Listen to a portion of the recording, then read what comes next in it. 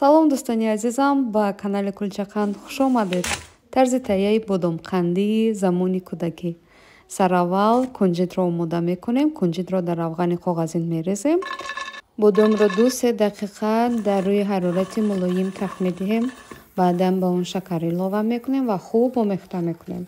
Шакар оҳиста оҳиста об мешавад, ҳамон гуна ки дар навор мебинед, ва хуб омехта мекунем то часпандагӣ пайдо накунад ва шакар комилан об шавад. Вале инҷо муҳим аст ки аз ҳад нагузарад, зеро агар зиёди бад нигоҳ дорем, маззаи талхӣ пайдо мекунад. Ин нукта хеле муҳим аст. Баъдан бодомҳо ки пурра қандаш об шуд, бодомқандиҳоро рӯи кунҷит мерезем. Ман қаблан кунҷит ва коғази равғаниро омода карда будам. Ҳамаро мерезем ва хуб кунҷиту бодомқандиҳоро омехта мекунем ва мегузорем комилан сард шавад. Бодомқандиҳои хушмазза ва аз ҳама муҳим фоиданоки мо омода шуданд. Ин як ширинии табиӣ. Бубинед ки мо танҳо бодом, шакар ва кунҷит истифода кардем ва ба он каме вақти худ ва муҳаббати худро илова кардем ва ана ҳамин ширинии зебо хеле ки зуду осон омода мешавад, тайёр шуд.